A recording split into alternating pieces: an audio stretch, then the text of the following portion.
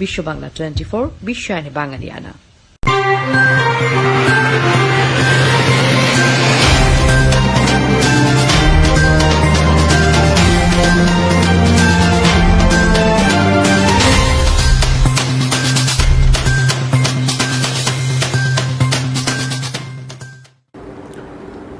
ডিসেম্বরের মধ্যে বিশ্বে করোনায় দৈনিক মৃত্যুর সংখ্যা হতে পারে 30,000। নতুন করে দেশে দেশে ভাইরাসটির প্রকোপ বাড়তে থাকায় কোভিড-19 মৃত্যুর সংখ্যাও বাড়বে। ওয়াশিংটন বিশ্ববিদ্যালয়ে করা স্বীকৃত একটি মডেলে দেখা যাচ্ছে চলতি বছর শেষে করোনায় মোট প্রাণহানি গিয়ে ঠেকবে 28 লাখে। এ নিয়ে দেখুন একটি ডেস্ক রিপোর্ট।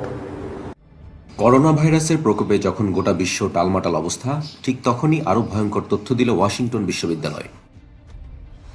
ওয়াশিংটন বিশ্ববিদ্যালয়ের কড়া হিসাবে পূর্বাভাস দিয়ে বলা হচ্ছে, চলতি বছর শেষে অর্থাৎ আগামী বছরের 1 জানুয়ারি মহামারী করোনা ভাইরাসে মোট প্রাণহানির সংখ্যা গিয়ে ঠেকবে, যা বর্তমানে কোভিড-19-এ মৃত্যুর চেয়ে 19 লাখ বেশি।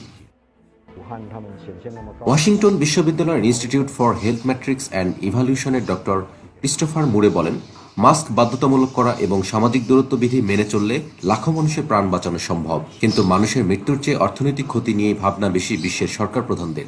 তিনি আরও বলেন, আমাদের সামনে একটা প্রাণঘাতী ডিসেম্বর অপেক্ষা করছে, বিশেষ করে ইউরোপ, মধ্য এশিয়া এবং যুক্তরাষ্ট্রে, কিন্তু নিয়ম মানা হচ্ছে না। আইএসএমইর মডেল অনুযায়ী পূর্বাভাসে বলা হচ্ছে, ডিসেম্বরের শুরুর দিকে যুক্তরাষ্ট্রে করোনা সংক্রমণ চূড়ায় উঠবে। এ সময় দেশটিতে দৈনিক করোনায় মৃত্যু হবে প্রায় 2,900 জনের। জানুয়ারির 1 তারিখের মধ্যে করোনায় মোট মৃত্যুর ক্ষেত্রে শীর্ষে থাকবে ভারত, যুক্তরাষ্ট্র, ব্রাজিল, মেক্সিকো এবং জাপান। এ পর্যন্ত বিশ্বব্যাপী করোনা ভাইরাসে আক্রান্তদের মধ্যে 8,80,000-এর বেশি মানুষ মারা গেছেন। তবে ভাইরাসটিতে সংক্রমিত হয়েও এখন প্রায় 19 লাখ মানুষ সুস্থ। ডেস্ক রিপোর্ট, বিশ্ব বাংলা 24।